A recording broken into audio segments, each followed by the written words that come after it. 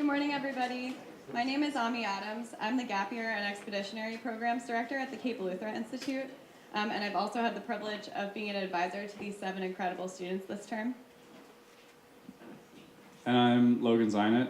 I am a graduate researcher from the Memorial University of Newfoundland, and I was also an advisor for these 7 awesome students. Before we begin, we'd quickly like to acknowledge the significant contribution that Andrew Sim made to our research team.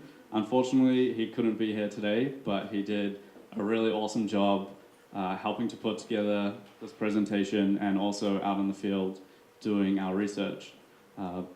But we are proud to introduce the crab research team for spring 2018.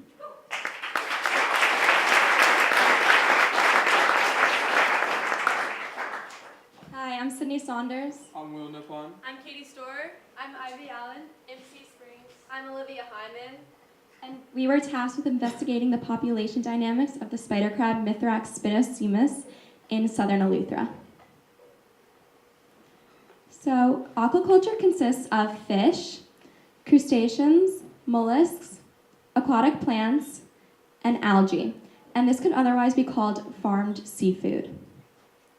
So, integrated multi-trophic aquaculture consists of one main fish species, which is usually tuna, salmon, and a local example would be cobia. And there's one feed that goes into the system, and it's the one that feeds this main species. Behind this, you will have lines that have filter feeders attached to them. These will usually be mussels, and the mussels will eat the secreted waste and excess food from the fish. And then you will have seaweed or kelp that will absorb the nutrients like the ammoniums and nitrates from the fish. And this system is beneficial for a couple different reasons. The first is the economic benefits. You have one feed that goes into this whole system that you can then harvest 3 different organisms from, and you can eat or sell these organisms. It is also environmentally beneficial because you have the filter feeders and the seaweed that absorb all the excess amount of nutrients, wastes, and food that would otherwise be harmful if there was an excess amount on the ocean floor to the organisms around it. But there are a few limitations that come with this system and aquaculture in general. The first is that it can reduce water flow, and the second is that biofouling can occur. Biofouling consists of algae and other settling organisms that settle onto an underwater structure. And this is an example of biofouling on an aquaculture cage off of Cape Eleuthera. And there are a couple issues with biofouling. 1, it reduces water flow. 2, it harbors pathogens. And 3, it can cause some species to compete for food. And there was a study on how spider crabs can eat the algae off of biofouling in 2017 at CEI. As Sydney mentioned, one of the biological ways to deal with biofouling is crabs. For our research, we focused on the Caribbean spider crab. We chose this crab because it's herbivorous, meaning it feeds on algae, and nocturnal, meaning it comes out at night, limiting the chance of predation from species grown in aquaculture. This species is also found at depths of 1 to 200 meters and can cling to the nets. This species is also potentially very marketable as a food because it's the largest crab in the Caribbean and supposedly tastes like Alaskan king crab. However, it has not yet been marketed as a food because it's hard to catch. It hides in cracks and crevices and must be caught by hand by divers. The point at which the Caribbean spider crab reaches sexual maturity is unknown. It is important to know when a species reaches sexual maturity so that they have a chance to reproduce and contribute to the population before they are harvested by fisheries. Lobster, stone crab, and conch are some local species that are commercially harvested, and if in the future they are overfished and overexploited, the spider crab has the potential to fill that void because of its large size and relatively little is known about its reproductive capacities. Therefore, it would be beneficial to implement fishing and harvesting regulations so that the spider crab is not overfished throughout its geographical range.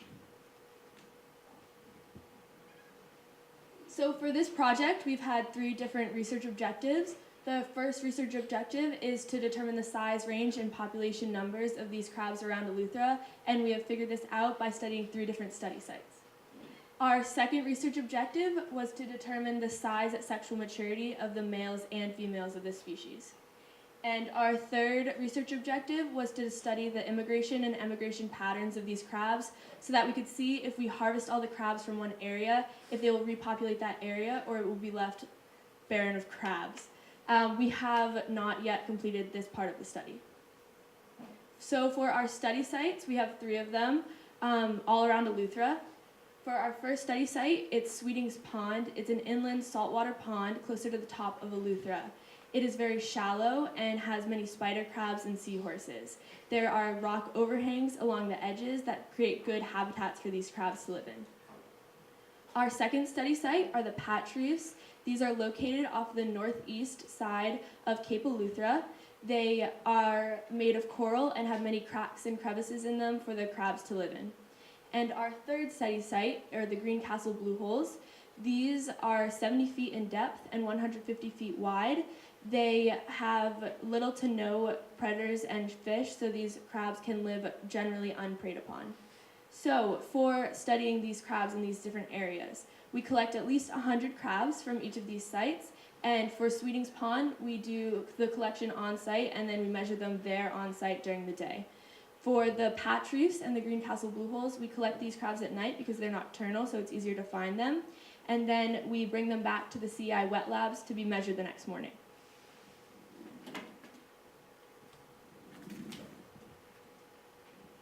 The following morning, we took the morphological measurements of the crabs.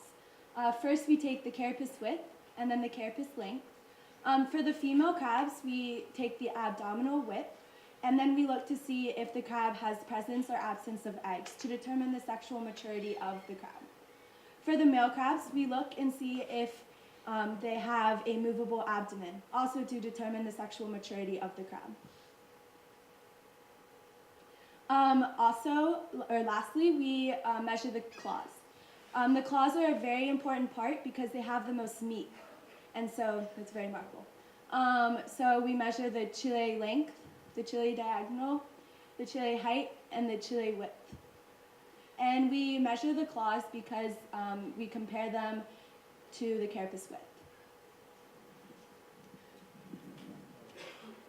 From the data we collected this semester, we created a series of figures to illustrate our results. Throughout these figures, pink represents females, blue represents males, and black represents immature individuals of the respective sex. And all of our measurements are in millimeters unless stated otherwise.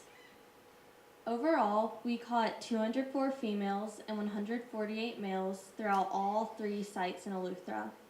This graph shows the distribution of carapace widths in 10 millimeter size increments and the frequency that these carapace widths occurred. In this graph, we have the carapace width on the x-axis and the chile or claw length on the y-axis. From this graph, we can see that as males reach sexual maturity, which is at around 97 millimeters carapace width, that their claw length to carapace width ratio increases. In this graph, we have the carapace width on the x-axis as well, and the abdomen width on the y-axis, and we can see that as females reach sexual maturity, which is at around 102 millimeters carapace width, that their abdomen width to carapace width ratio decreases. So overall, we want to make sure that we are harvesting these crabs and collecting them after they have reached sexual maturity. So for females, that's after they are at least 102 millimeters carapace width, and for males, that's after they are at least 97 millimeters carapace width. Also, it is not necessary, but a size buffer of about 5 to 10 millimeters would be very helpful, because when these crabs are in the process of reaching sexual maturity, there is some size variation.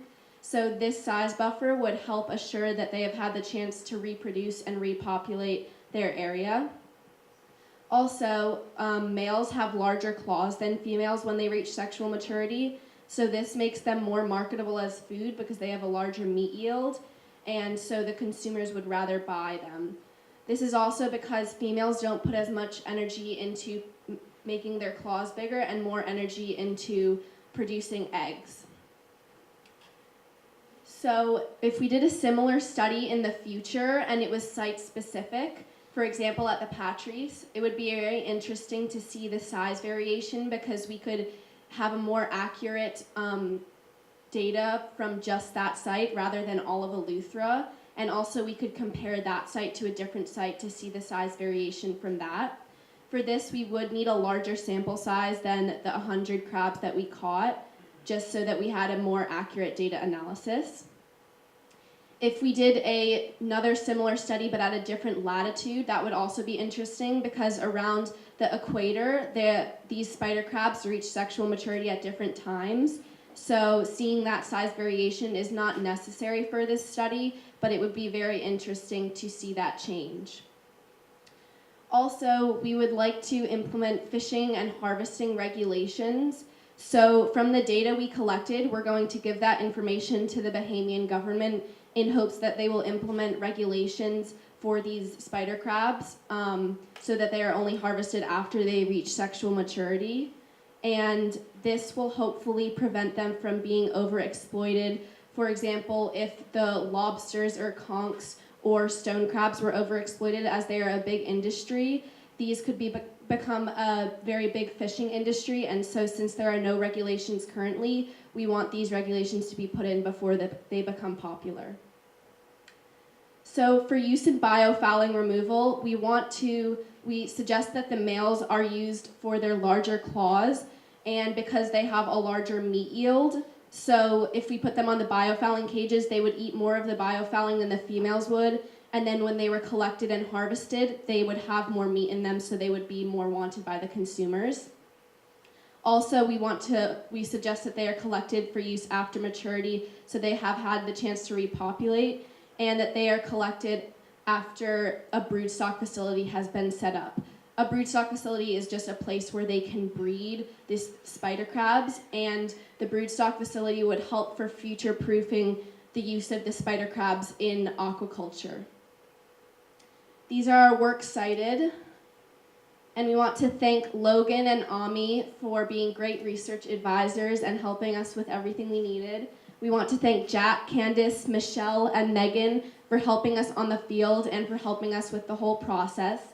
And we want to thank the GAP students for helping us out at the end of this project and on the field when we needed it. And finally, we want to thank Memorial University, who helped fund this project overall.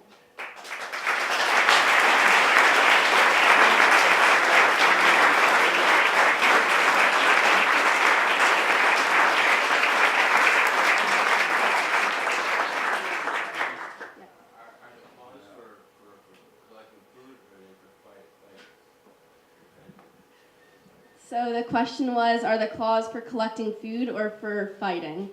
They are used, just that they become bigger as the claws become more sexually mature, but they are collected for to eat, for their meat yield. Do males and females reach sexual maturity at the same age? And is there any way of measuring how long it takes from hatching to sexual maturity? Is there an actual time frame? So the question was, is there a time frame for when the males and females reach sexual maturity, and if both of them reach it at the same time, what age? And from our knowledge, we only know the measurements that they reach sexual maturity, and that's at 97 millimeters carapace width for males and 102 for females. Do you know if they would regenerate their claws as stone crabs are harvested by removing the claws but not killing the crab? Because they do regenerate. Do you know anything about regeneration? The question was, do they regenerate their claws like stone crabs after they're taken? So if it's before they reach sexual maturity, they will grow their claws back, but after they reach sexual maturity, they won't grow their claws back.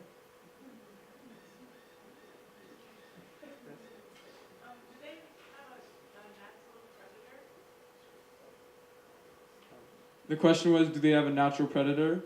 And to my knowledge, I think nurse sharks and other large pelagics sometimes eat them, but they don't have very many, so it's good for aquaculture.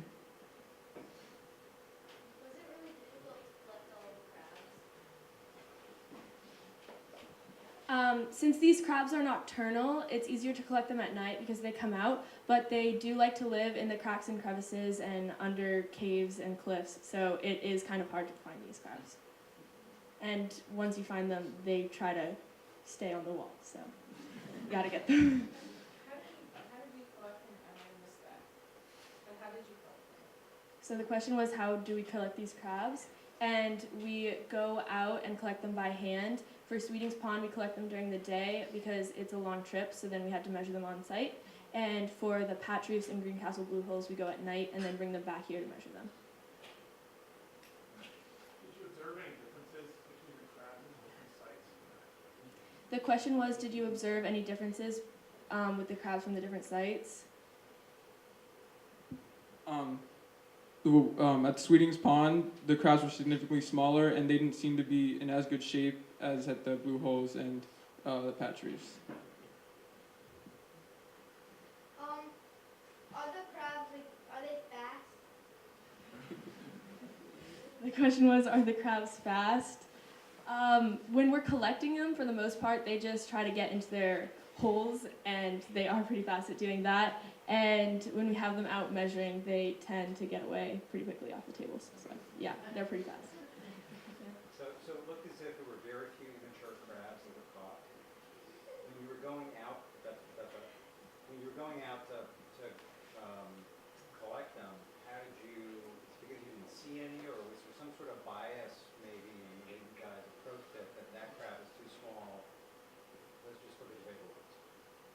So the question was there a reason that we didn't collect as many immature crabs?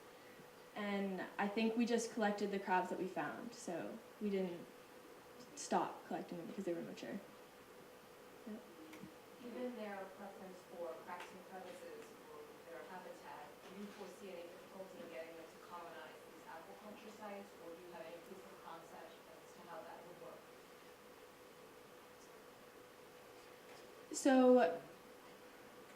So the question was, because they like to hide and they're hard to catch, do you see any problem setting up a facility for them?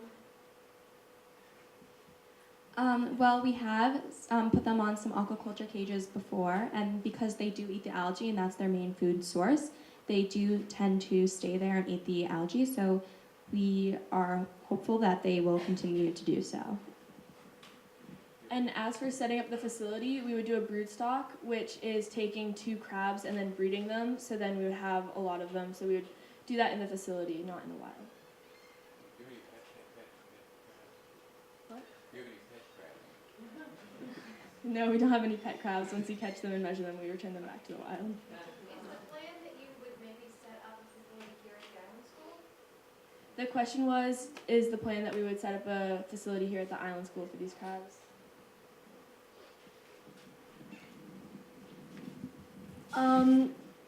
To my knowledge, I don't know. We have not discussed that, but we hope that we do set up a brood stock facility.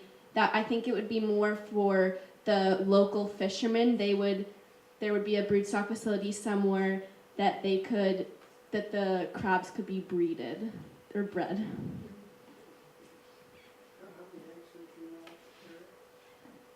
The question is, how many eggs do the females carry? So it depends on where they are in their reaching sexual maturity. So some of the females have a very large abdomen and have a lot of eggs, but some of the younger ones will find that they have no eggs. So that's one of the things we check for when we're measuring them, is if they have eggs or not. Did you eat any of them, and were they good? The question is, did we eat any of them and were they good? Logan and Ami did make some crab cakes for us. We dissected a few of them, and yes.